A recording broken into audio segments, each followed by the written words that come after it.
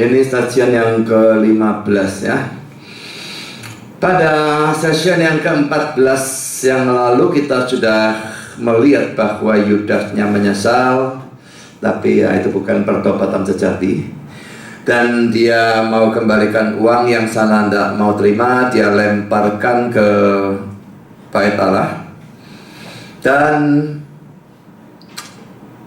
imam-imam merasa tidak boleh, memang Taurat melarang ya, memasukkan dalam persembahan kepada Tuhan. Jadi sekarang sambungannya saudara, uang itu tidak boleh dimasukkan bait Allah, lalu bagaimana?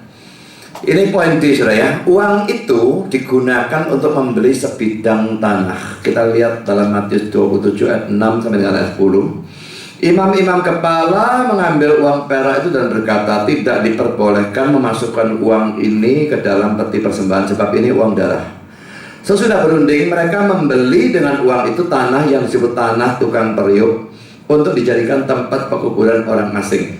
Itulah sebabnya tanah itu sampai pada hari ini disebut tanah darah. Dengan demikian genaplah firman yang disampaikan oleh Nabi Yeremia. Mereka menerima 30 uang perak, yaitu harga yang ditetapkan untuk seorang menurut penilaian yang berlaku di antara orang Israel. Dan mereka memberikan uang itu untuk tanah tukang periuk seperti yang dipesankan Tuhan kepadaku. Saudara, dalam teks ini persoalan uang ini diberikan tanah dan sebagainya, ada dua problem yang perlu dibahas ya. Pertama, poin A, problem pertama ya, bagaimana dengan uang yang sedikit kok bisa beli sebidang tanah? Uang itu kan kecil. Yesus dijual dengan harga seorang budak 30 keping perak. Itu sama sekali tidak banyak. Kok bisa beli sebidang tanah, apalagi di sekitar Yerusalem? Itu mestinya cukup mahal. Tapi saudara, komentar berkata demikian. Tanah tukang periuk, tempat itu terkenal atau dikenal dengan baik pada saat itu. Secara tradisional tempat itu dikatakan terletak di sebelah selatan dari Yerusalem, di lereng bukit di seberang lembah Hinom, pada apa yang disebut Bukit Nasihat Jahat.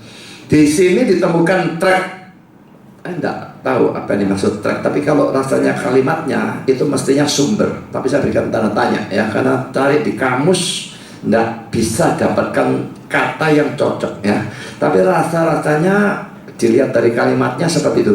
Di sini ditemukan trek atau sumber dari tanah liat yang tetap digunakan oleh tukang-tukang periuk dari kota itu. Pada zaman Tuhan kita, tanah liatnya mungkin dianggap habis ya, jadi sumbernya itu sudah habis gitu ya. Dan daerah itu digali dari semua arah dan tak berguna untuk tujuan-tujuan pertanian, dijual untuk harga yang murah. Jadi saudara, itu sebabnya bisa dapat tanah itu karena itu dulu sumber tanah liat, digali sudah habis untuk pertanian, tidak bisa mau dipakai untuk apa. Nah, tanah seperti itu tidak ada harganya, jadi akhirnya bisa dengan uang sedikit membeli tanah itu. Albert Bach memberikan harga yang kurang lebih, memberikan penafsiran yang kurang lebih sama. Harga yang dibayarkan untuk sebidang tanah yang begitu dekat dengan Yerusalem mungkin kelihatan sebagai sangat kecil. Tetapi bukannya mustahil bahwa tanah itu telah dikerjai sampai tanah liatnya habis dan tak cocok untuk bisnis itu ataupun untuk pertanian, dan karena itu dianggap sebagai bernilai rendah. Jadi saudara, ini sudah dibereskan saya kira persoalannya ya, uang sedikit kok bisa beli tanah. Karena ada problem kedua. Matius 27 ayat 7 mengatakan imam-imam kepala itu yang membeli tanah.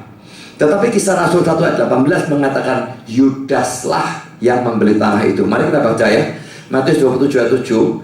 Sesudah berunding, mereka, ini para tokoh Yahudi itu ya, mereka membeli dengan uang itu tanah yang disebut tanah tukang periuk untuk dijadikan tempat pekuburan orang asing. Jadi imam-imam kepala kalau menurut ayat ini ya yang membeli. Tapi Kisah Rasul 1 ayat 18, Yudas ini telah membeli sebidang tanah dengan upah kejahatannya. Lalu ia jatuh tertelungkup dan perutnya terbelah sehingga semua isi perutnya tertumpah keluar. Sudah, jadi yang mana yang beli? Yudasnya atau imam kepala? Sudah, sebetulnya apa yang disebut kontradiksi dalam hal seperti ini tidak terlalu suka dipecahkan ya. Coba perhatikan kata-kata dari pulpit commentary. Harga atau uang dari darah, upah dari pembunuhan, Itu disimpulkan dari Ulangan 23 ayat 18 bahwa tak ada uang yang didapatkan dengan cara yang tidak sah atau diterima dari sumber yang tidak murni bisa atau boleh digunakan dalam membeli hal-hal atau barang-barang untuk pelayanan Allah. Di bawah hukum Yahudi, uang seperti itu harus dikembalikan kepada si pemberi. Jika keadaan membuat ini tidak mungkin atau si pemberi berkeras memberikannya, itu harus digunakan untuk tujuan umum. Pemilik yang asli tetap dianggap oleh suatu anggapan yang sah atau bersifat hukum sebagai pemiliknya. Dan hal itu yang dibayar atau dibeli dengan uang itu dianggap sebagai pemberiannya kepada masyarakat. Dalam kurung bandingkan Kisah 1 ayat 18, orang ini membeli sebidang tanah dengan upah kejahatannya. Ya saudara, ini yang diberikan oleh penafsir dari Pulpit Commentary. Jadi kalau itu uang yang tidak halal ya, diberikan, harusnya dikembalikan. Tapi kalau dia tidak mau terima, ngotot, ya sudah, diberikan untuk tujuan umum. Dan yang ngasih tetap dianggap sebagai yang memberikan. Makanya pada waktu diberikan tanah, bisa memang dikatakan imam yang beli, karena dalam faktanya memang kejadiannya imamnya yang bayarkan uang itu. Tapi hukum Yahudi mengatakan Yudas yang memberi tadi, dia ngotot berikan, itu tetap pembelian dia. Jadi sudah bisa dikatakan imam yang beli, bisa juga dikatakan Yudas yang beli, tidak ada masalah. Ini cara pengharmonisian yang pertama. Ada hal yang lain saudara. Matius itu berkata demikian, ia tuh Yudas ya, tidak membeli tanah itu, tetapi upah ketidakbenarannya yang membelinya. Dan itu dinyatakan dengan sangat anggun seperti itu, sebagai ejekan tentang tujuannya untuk memperkaya dirinya sendiri oleh persetujuan atau transaksi ini. Jadi kalau menurut dia rasanya ini digunakan dalam suatu gaya bahasa yang ngejek gitu ya, Yudas yang beli, karena memang upah ketidakbenarannya yang membeli dan dia tujuannya memperkaya, maka kayak ejekan itu ya, Yudas yang membeli, tapi faktanya memang imam-imam yang beli. Lalu saudara, Adam Clarke dalam tafsirannya tentang Kisah Rasul 1 ayat 18 berkata demikian, mungkin Yudas tidak membeli sendiri tanah itu, tetapi uang untuk mana ia menjual Tuhannya digunakan untuk itu. Lihat Matius 27 ayat 6-8. Tetapi adalah mungkin bahwa ia mungkin telah merancang untuk membeli sebidang tanah dengan upah kejahatannya ini, dan telah berada dalam persetujuan untuknya sekalipun ia belum menutup transaksi. Maksudnya dia belum bayar, sudah ACC tapi belum membayar ya. Seperti yang dibuktikan oleh tindakannya bahwa membawa uang ke tempat perbendaharaan, dia bisa melemparkan dan dia belum bayar ya. Dan tapi sudah ada transaksi, sudah setuju, cuma belum dibayar. Saya lanjutkan, imam-imam yang mengetahui rencananya mungkin telah menyelesaikan pembelian itu, sekalipun kasus ini memungkinkan. Tetapi teks ini mengizinkan suatu penafsiran yang sangat konsisten tanpa bantuan dari dugaan ini. Jadi tadi adalah suatu dugaan, itu memungkinkan, tapi sekarang dia memberikan kemungkinan yang lainnya.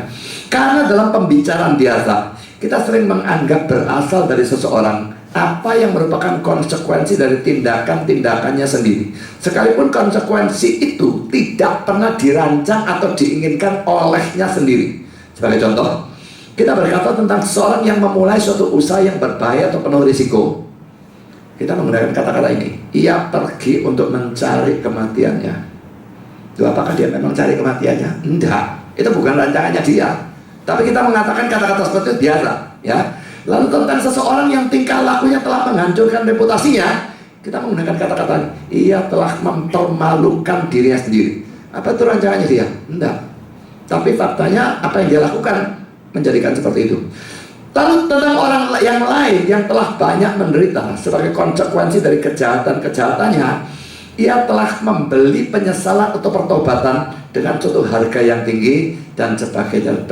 Dan ini beberapa contoh yang diberikan. Semua ini sekalipun tak dirancangkan merupakan konsekuensi-konsekuensi dari tindakan-tindakan tertentu, sebagaimana pembelian tanah itu adalah konsekuensi dari pengkhianatan Yudas. Jadi saudara, ada beberapa cara pengharmonisan ya. Dan yang terakhir, Albert Barnes berkata demikian, seseorang sering dikatakan melakukan suatu hal pada waktu ia menyediakan cara atau jalan untuk melakukannya. atau mungkin dia memerintahkan, ya. Bandingkan dengan Matius 27 ayat 60, lalu membaringkannya, itu mayat Yesus ya, di dalam kuburnya yang baru, yang digalinya di dalam bukit batu. Artinya telah menyebabkan atau memerintahkan untuk digali. Masa dia bukit batu ini si Yesus dari Arimatea yang gali sendiri? Dia memerintahkan, tapi diceritakan bagaimana dia yang menggali, ya. Itu biasa, ya. Lalu contoh yang lain, ya, 4 ayat 1. Ketika Tuhan Yesus mengetahui bahwa orang-orang Farisi telah mendengar bahwa ia memperoleh dan membaptis, ya, Yesus membaptis murid lebih banyak daripada Yohanes melalui murid-muridnya, karena Yesus sendiri tidak membaptis. Ya, 4 ayat 2. Kalau ya 4 ayat 1 dan 2 dibaca, ini orang yang anti Kristen bisa saja nyerang saudara, ya. Coba lihat. Ketika Tuhan Yesus mengetahui bahwa orang-orang Farisi telah mendengar bahwa ia memperoleh dan membaptis, Yesusnya membaptis, ya, murid lebih banyak daripada Yohanes. Duanya, meskipun Yesus sendiri tidak membaptis melainkan murid-muridnya. Kelihatannya kontradiksi, ya. Tapi saudara, hal seperti itu biasa. Saya bisa ngomong pada saudara, saya bangun rumah, aku tidak ada motor, saya membetulkan mobil. Saya betulkan mobil sendiri, saya gak ngerti belas kok. Paling naik mogok atau tendang, jalan kaki atau tidak urusan belakang. Saya membetulkan mobil, artinya saya nyuruh montir membetulkan mobil. Tapi sekarang saya membetulkan mobil. Saya bangun rumah, saya memerintahkan orang menyediakan uang, menyediakan bahan untuk orang itu bangun rumah saya. Yang bangun bukan saya, tapi saya bilang saya membangun rumah. Tidak ada orang akan mengatakan saya berdusta. Itu biasa.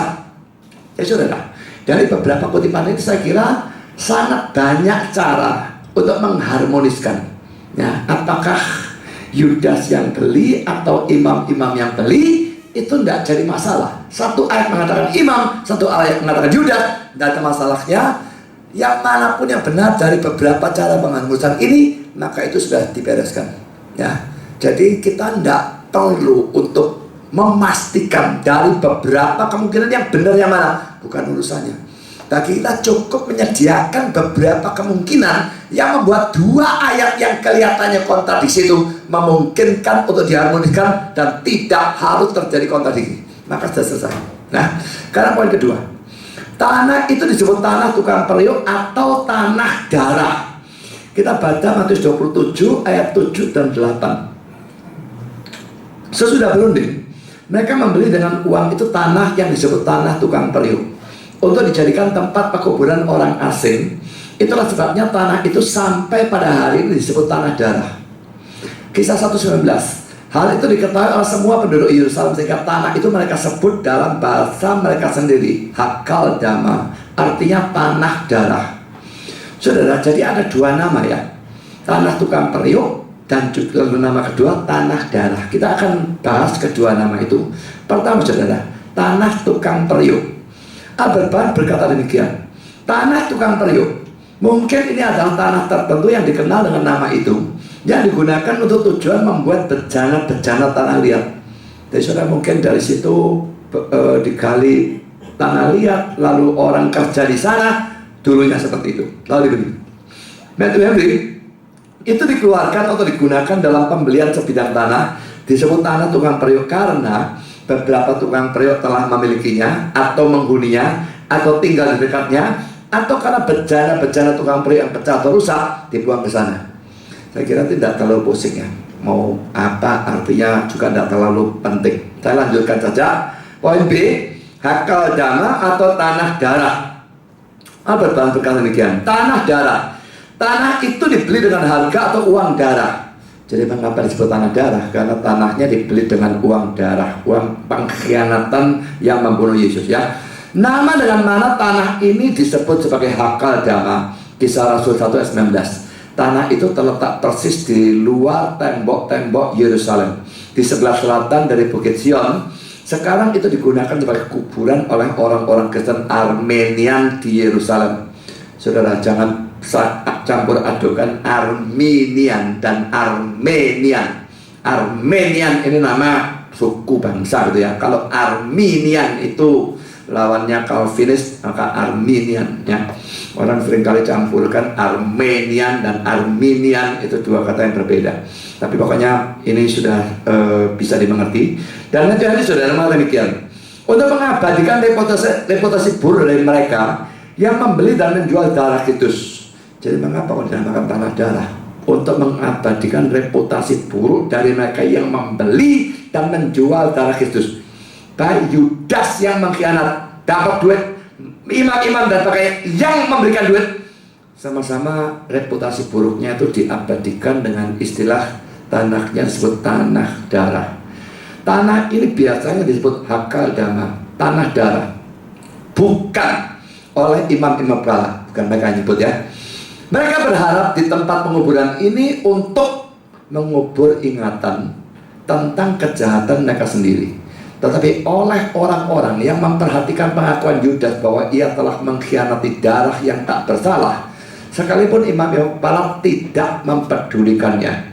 Mereka melekatkan nama ini pada tanah. Mereka melekatkan nama ini pada tanah. Dan sekarang dia pakai bahasa Latinnya, in perpetuam rei memoriam, artinya untuk suatu peringatan kekal. Perhatikan, providensia ilahi mempunyai banyak cara atau jalan untuk melekatkan atau memberikan suatu perendahan atau kehinaan pada praktek-praktek jahat, bahkan dari orang-orang besar atau agung yang sekalipun mereka berusaha untuk menutupi keadaan mereka yang memalukan, diletakkan pada suatu celah, letakkan pada suatu celaan kekal.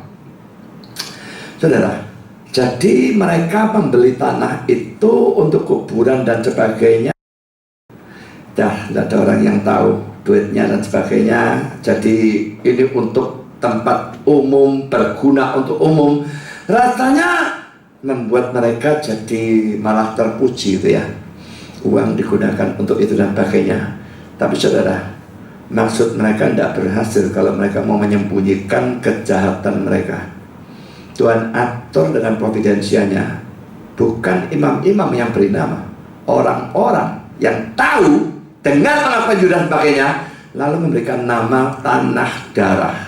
Ini menjadi peringatan kekal bagi keburukannya Yudas dan para tokoh Yahudi termasuk imam-imam kepala. Bagaimanapun mereka mau sembunyikan, mau justru bagus-baguskan nama mereka, tutupi segala kejahatan mereka, tapi Tuhan punya cara untuk membukanya sedemikian rupa sehingga justru diperingati secara kekal akan keburukan dan kejahatan mereka. Kalau saudara komentar Calvin tentang bagian ini berkata demikian, makin orang jahat berusaha menyembunyikan kejahatan besar mereka, makin Tuhan mengawasi mereka untuk membawa kejahatan-kejahatan besar itu pada terang. Mereka berharap bahwa oleh suatu penyamaran yang terhormat, mereka akan mengubur kejahatan mereka. Kalau mereka membeli suatu tanah tandus untuk mengubur orang-orang asing.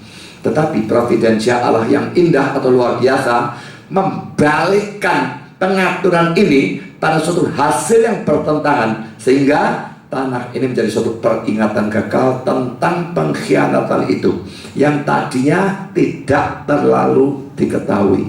Karena bukan mereka sendiri yang memberi nama ini pada tempat itu, tetapi setelah peristiwa itu diketahui secara umum, tanah itu disebut oleh persetujuan umum tanah darah. Seakan-akan Allah telah memerintahkan bahwa kehinaan mereka harus ada di mulut setiap orang. Saudara, memang kalau Tuhan mau bukakan kejahatan orang sangat bisa. Ya, orang yang mau tutupi bagaimanapun, kalau Tuhan mau bukakan sangat bisa. Dan ini yang terjadi dalam kasus ini.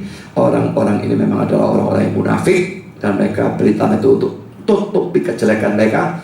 Tuhan justru balikkan, menjadikan itu peringatan kekal untuk kejahatan mereka.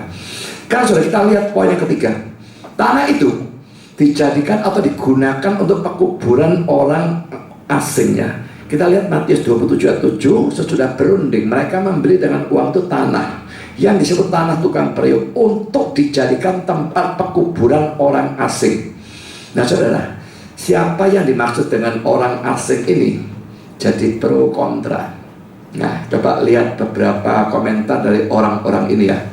Albert Barnes berkata demikian, untuk menguburkan orang-orang asing di sana.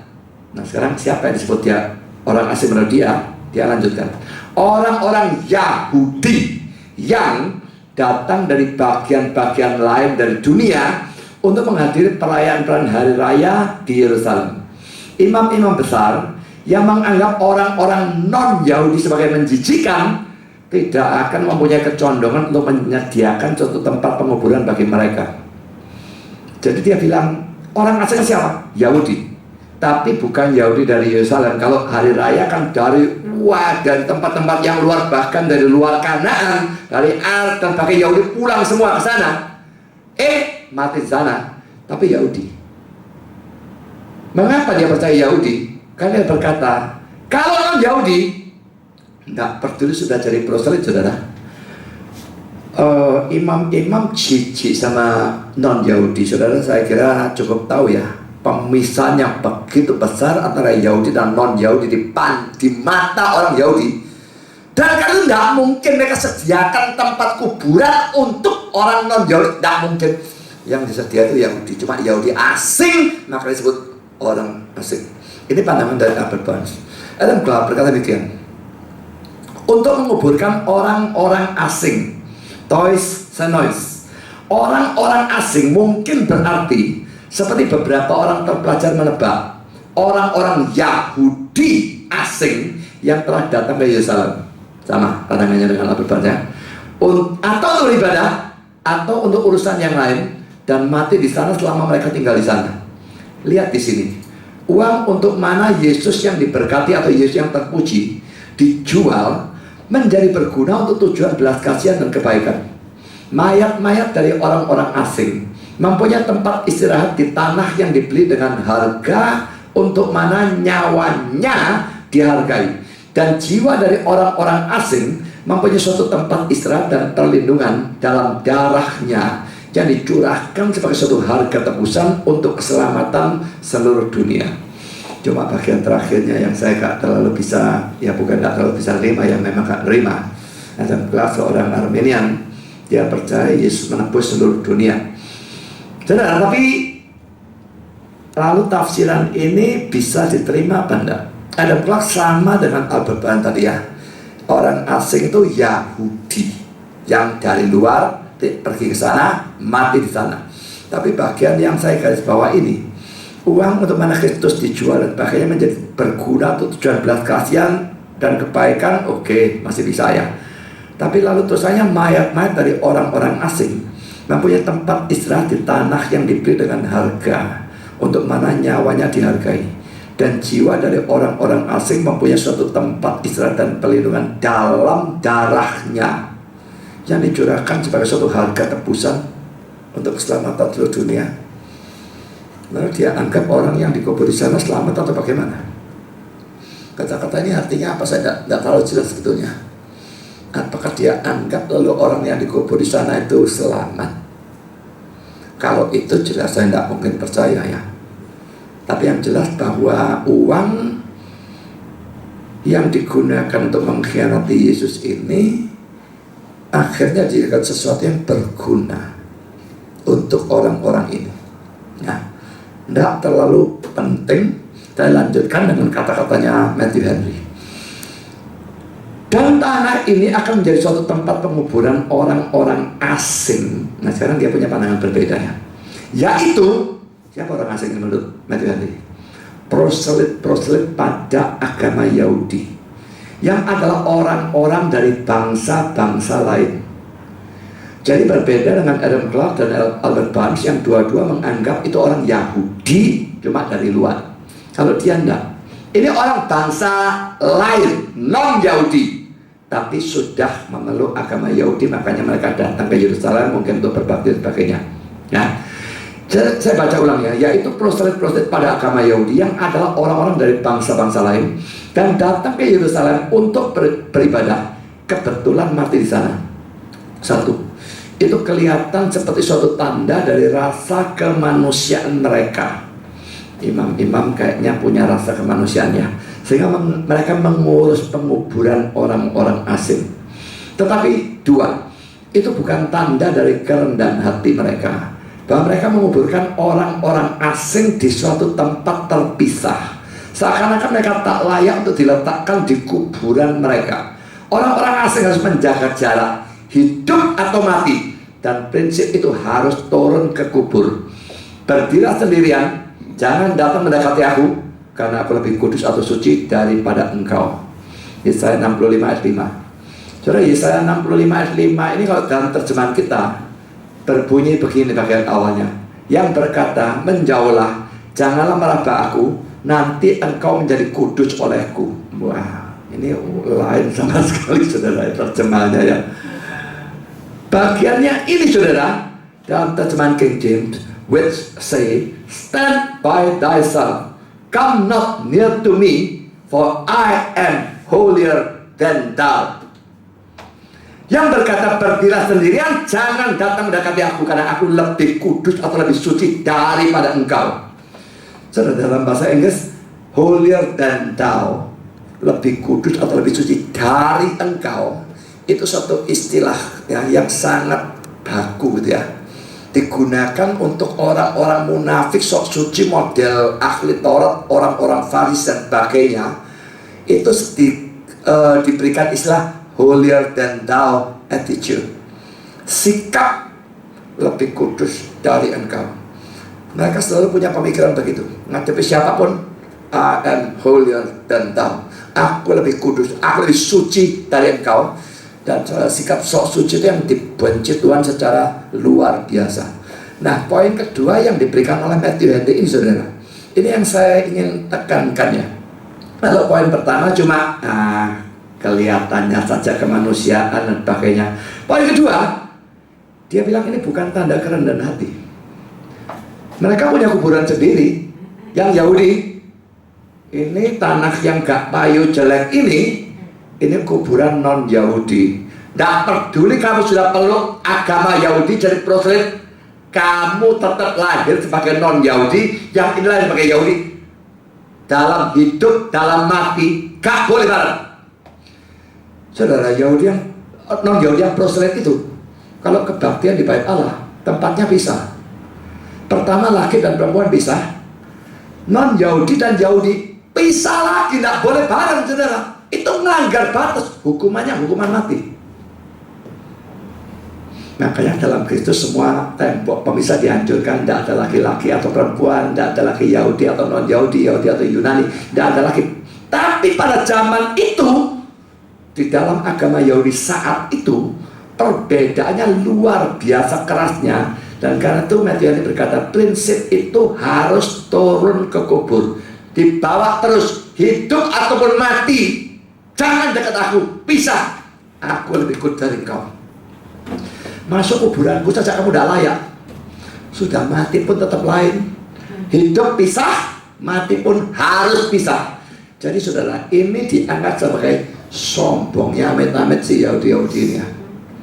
Ini sombong, bukan sombong jasmani, ini sombong rohani yang luar biasa.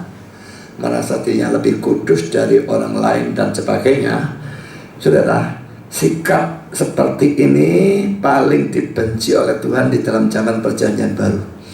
Kalau dalam zaman perjanjian lama, yang paling dibenci kelihatannya adalah penyembahan berhala. Tapi dalam zaman perjanjian baru, yang paling dibenci adalah sikap munafik, sikap sok suci yang model semacam ini, holier than thou attitude. Saudara, apakah saudara punya sikap seperti itu? Saya berharap tidak ada yang punya sikap seperti itu ya. Merasa diri baik, merasa diri lebih baik dari orang lain. Ini memuakkan. Makin saudara belajar firman, seharusnya makin merasa aku ini bobrok, aku ini rosokan, aku ini cacing debu yang tidak berarti. Kalau makin belajar firman, makin merasa, wih, suci, suci, suci. Aku makin suci, wah, mati saudara. Itu belajar firmannya ada sesuatu yang tidak beres. Makin ngerti firman, mestinya makin merasa kotor, makin merasa bobrok. Rasul yang paling hebat itu saya kira Paulus ya. Dia bilang apa saudara? Dalam diriku, dalam aku sebagai manusia, tidak ada sesuatu yang baik. Ada kehendak, tidak dilakukan. Saudara, kehendaknya yang baik, lakukan yang buruk. Yang dari kehendaki yang buruk, malah dia lakukan. Saudara, selalu semacam demikian ya. Dan dia mengatakan, aku manusia celaka. Saudara, orang makin mengerti firman itu mestinya seperti itu. Bagaimana orang-orang ini bisa merasa lebih suci dari orang lain? Itu suatu praktek pada zaman itu, saudara ya. Ahli Taurat, orang Farisi itu kalau jalanan di jalan ya. Lalu di sini papasan dengan orang yang dianggap orang berdosa, apakah pemucuk, kayak pelacur, dia nyebrang jalan, saudara, dia nggak mau papasan begini, nanti dosanya nempel. Itu serius, dia menggok. Kamu jalan sana, aku jalan sini. Dalam hidup mereka tidak mau bersatu. Makanya Yesus pada waktu diundang orang-orang berdosa, lalu kumpul dalam orang berdosa makan bersama. Wah, mereka ngamuk, katanya nabi yang mesti tahu. Dan sebagainya itu berulang-ulang terjadi dalam Alkitab. Yesus diurapi orang berdosa. Ya kalau dia nabi, dia mesti tahu kenapa dia. Wah, segala macam juga. Dalam hidup, dalam mati, mereka tidak mau disatukan dengan orang-orang non-Yahudi. Saudara, ini juga ada sikap chauvinis yang jelas ya. Jadi perasaan berlebih-lebihan terhadap kebangsaannya sendiri. Dan ya, sombong rohani yang luar biasa. Memang ada orang yang chauvinis itu, banyak yang chauvinis ya. Saya kira Perancis itu juga terkenal chauvinis, Jerman jelas juga terkenal chauvinis. Dan makanya mereka mau basmi Yahudi, mau kalahkan semua sampai terjadi perang dunia dan sebagainya. Napoleon juga model demikian. Tapi saya juga mendengar ada bangsa yang kayaknya merendahkan bangsanya sendiri. Ini yang aneh. Israel ini barusan pergi ke Kupang ya, ke Irian ya. Dia kan orang Kupang. Lalu fotonya dimasukkan di Facebook. Saya bilang, kamu gak bisa jadi terang tanpa beteng dengan kamu. Dia jajan sama orang Irian apa ada beteng ya. Tapi apa yang dia ceritakan sudah yang saya ingin ceritakan ya. Ini menyedihkan, tapi ini fakta. Irian yang dulu itu dianggap sebagai kantong Kristen, sekarang berantakan, saudara. Memang dia bilang kalau Kristen dan Katolik digabung jadi satu, masih lebih banyak daripada Islam. Tapi kalau Kristen sendiri, Katolik sendiri, kalah banyak sama Islam. Bagaimana mereka mengislamkan? Ya, pertama orang Islamnya yang pindah ke sana. Lalu melalui pernikahan. Lah, orang Papua itu pokoknya apakah dia laki, apakah dia perempuan, tidak jadi soal. Ya, yang di sini ini yang menyenangi, yang ngajak kawin. Pokoknya nek rambutnya lurus, dia bangganya luar biasa. Orang Jawa lah lurus, dia lah berintik. Nah, lalu saya bilang sama Esau, wah kamu gak payu nek kono pada berintik. Itu gak payu di sana, saudara. Itu juga gak payu berhenti di sana. Tapi saudara di sini yang rambutnya kenceng, wah cari jodoh di sana, wah laris, saudara. Lah aneh nih, saudara ya. Mereka berintik, mereka menghargai orang yang gak berintik. Kenceng jegrik-jegrik kayak Franklin gak jadi soal, pokoknya kenceng. Ya nek berintik, orang berintik dia gak mau. Loh ini kan sukunya sendiri malah direndahkan. Ini aneh nih ya. Lucu bagi saya yang model seperti itu. Tapi saudara, itu yang terjadi. Orang-orang tertentu jadi chauvinis, orang-orang tertentu rendahkan bangsanya sendiri. Aneh. Nah, tapi itu sesuatu yang memang bisa terjadi. Saudara, saya lanjutkan dengan komentar dari Calvin ya.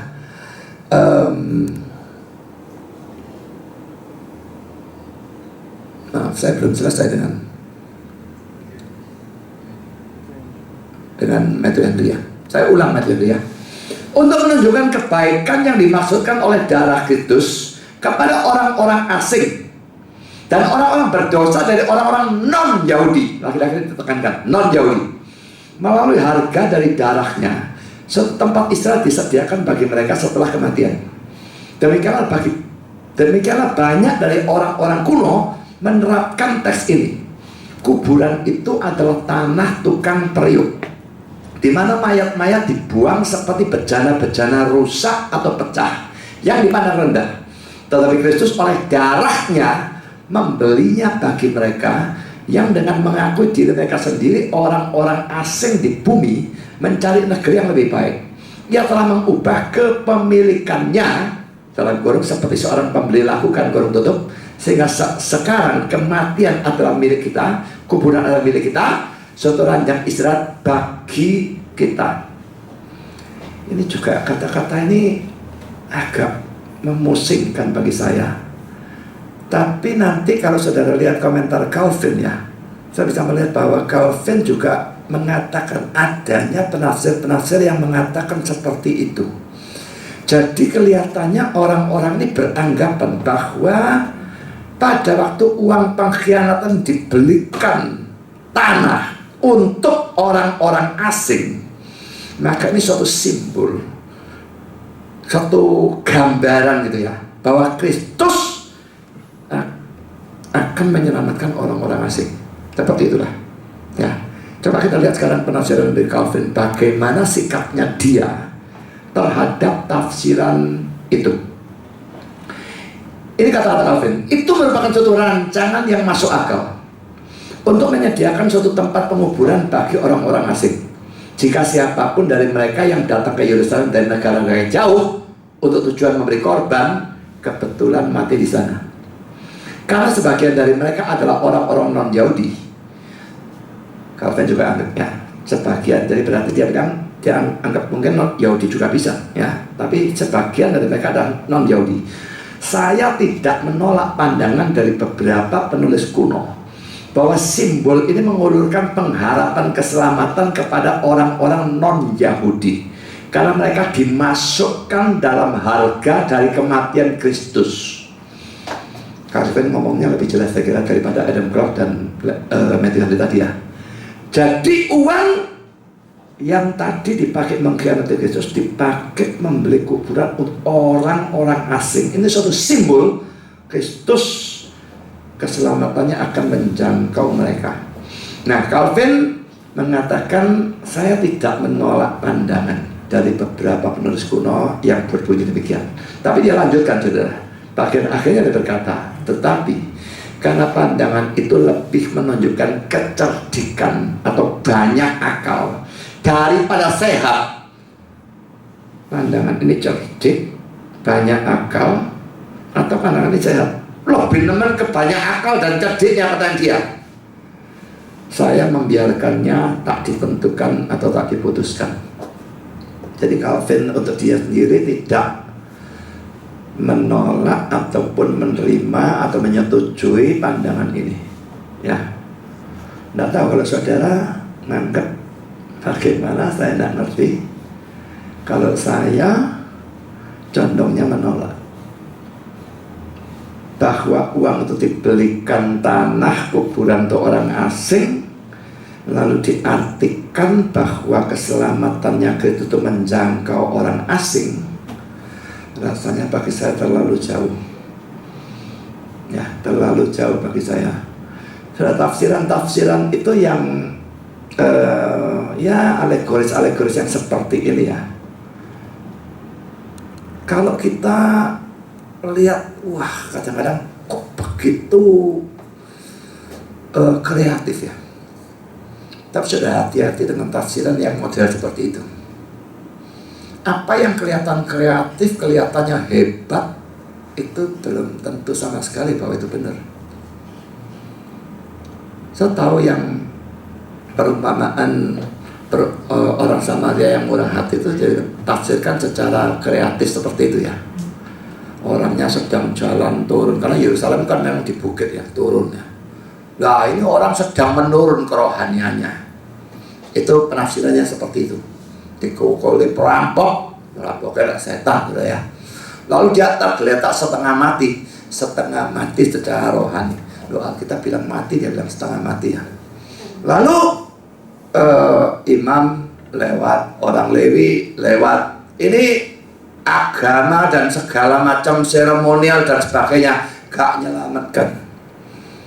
Orang Samaria, ini simbol siapa? Simbolnya Yesus. Nah, orang Samaria nolong anggur, nunjuk apa? Perjamuan kudus, barangkali minyak, nunjuk apa, saya kan mati lali saya lah. Naikkan keledai, pak penginapan ini simbol dari gereja. Lalu dia ngasih duit 2 keping, ini PL dan BB. Wih, hebat sekali ya kalau nafsir. Lah yang model seperti ini sudah ya, tafsiran model seperti ini kelihatannya hebat bagi orang yang tidak ngerti. Wih, hebat sekali. Bagi yang ngerti rasanya suka nerima. Calvin tidak bisa nolak, tidak bisa nerima. Kalau saya sangat condong untuk menolak tafsiran model seperti ini. Saya barusan ya setengah debat, setengah geger, karena saya jengkel dengan orang-orang yang nafsir model seperti itu ya. Dia bicara bahasa Ibrani apa segala macam-macam. Syamayim itu artinya surga, mayim itu artinya air. Terus dia bilang huruf mem M dalam Ibrani itu artinya air. Saya bilang, kamu belajar Ibrani di Afrika atau gimana? Mem artinya air. Dari pelajaran mana? Dia tunjukkan link, saudara. Aku gak mau tahu, peduli amat linknya ngomong apa. Dan aku gak peduli, katanya itu Yahudi yang tulis. Gak peduli juga Yahudi yang tulis. Aku gak percaya mem artinya air. Kalau mem artinya air, mayim itu menggunakan 2 mem. Lalu mem pertama sudah artinya air, lalu huruf yang lain artinya apa? Dia gak bisa jawab. Dan kelihatannya memang ada penafsir-penafsir seperti itu. Setiap huruf dalam bahasa Ibrani diberi arti tertentu. Mulai dari alif, bet dan sebagainya. Itu alif artinya apa, bet artinya apa. Saya bilang, ini bukan pelajaran bahasa Ibrani. Gak ada Ibrani model seperti ini. Ini penafsiran, menafsir bahasa Ibrani dan ngawur laginya. Saudara, orang menafsir seperti sangat bisa kelihatan wah hebat. Tapi tafsiran model seperti itu bagi saya konyolnya bukan main. Dan saya dari dosen-dosen di Amerika tidak pernah ada satupun yang punya kepercayaan model seperti itu. Huruf ini artinya apa, huruf ini artinya itu dan sebagainya. Tidak ada yang percaya model seperti itu. Sekarang saya lanjutkan, saudara. Komentar Matthew Henry sebagai terakhir dari bagian ini.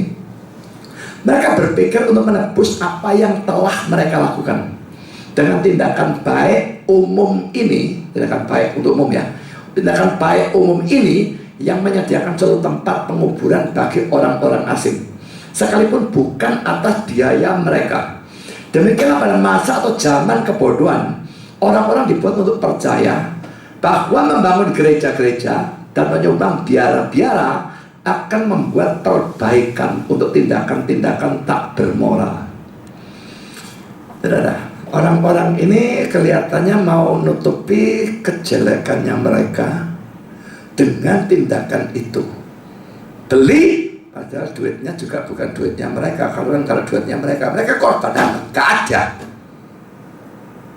Uangnya Yudas, mereka belikan seakan melakukan kebaikan untuk umum, dan mungkin memang untuk tujuan menutupi perbuatan dosa mereka, fitnah, penangkapan, pembunuhan yang mereka lakukan terhadap Kristus. Bisa sekali, saudara. Setiap orang memikirkan bahwa satu perbuatan baik bisa menutup dosa, maka itu sudah sesuatu yang jelas datang dari setan. Tidak ada perbuatan baik apapun bisa menutup dosa. Tapi saudara, seperti dikatakan oleh dia ya, pada masa atau zaman kebodohan, orang-orang dibuat untuk percaya bahwa membangun gereja, menyumbang biara, itu membuat perbaikan untuk tindakan-tindakan tak bermoral. Tetapi apakah memang itu yang Tuhan kehendaki? Tuhan tidak pernah memberikan ajaran perbuatan baik menutup dosa. Tapi sangat banyak orang seperti itu. Banyak orang yang judi. Ini teman saya yang juga judi yang ngomong. Mereka memberikan sumbangan-sumbangan seakan-akan mereka dermawan untuk orang-orang miskin dan sebagainya, korban bencana alam ini macam-macam. Kenapa mereka berikan sumbangan? Ini judi uang panas ya. Buat perbuatan baik, lah rasanya kayaknya dah kotorannya ini dibuang gitu ya. Dan sangat banyak orang punya kepercayaan seperti itu dan melakukan hal seperti itu. Kalau pada kali yang lalu kita mempelajari bahwa Yudas itu menyesal, mengakui dosanya, dan mengakui Kristusnya tidak bersalah, lalu melakukan perbaikan dengan mengembalikan uang itu, tidak mau diterima, dilemparkan. Apakah ini membuat pertobatannya sebagai pertobatan sejati? Tanpa iman kepada Kristus, tidak peduli dia menyesal bagaimanapun, tidak peduli dia ngaku salah bagaimanapun, tidak peduli dia melakukan perbaikan apapun, tidak akan dihargai sama sekali. Lebih-lebih yang model seperti ini, saudara, mereka mau melakukan perbaikan bahkan tanpa penyesalan, tanpa pengakuan, lebih jelek dari tindakannya Yudas. Dan yang ini mau dianggap baik, mau dianggap diterima oleh Tuhan. Saudara, agama lain mungkin menerima. Dalam agama yang lain bisa lakukan seperti itu, saudara. Lakukan dosa, lakukan baik, baiknya nutup dosanya. Dalam Kristen, saudara mau berbuat baik apapun, selama iman kepada Kristus itu tidak ada, jangan harap perbuatan baik saudara menutup dosa. Bahkan perbuatan baiknya tidak dianggap baik di hadapan Tuhan. Tidak ada satupun perbuatan baik bisa dilakukan kecuali orang yang sudah percaya pada Kristus. Jadi kalau ada yang belum percaya pada Kristus dan masih percaya pada perbuatan baik yang menutup dosa, belajar dari sini, saudara. Itu konyol dan sia-sia. Percaya kepada Kristus baru bisa diampuni, dan baru kita dengan mendapatkan Roh Kudus, dengan kekuatan Roh Kudus itu bisa mulai berbuat baik. Tapi tanpa itu tidak ada satu perbuatan baik pun yang dihargai. Kita akan melanjutkan pada kali yang akan datang. Tuhan yang bersaudara.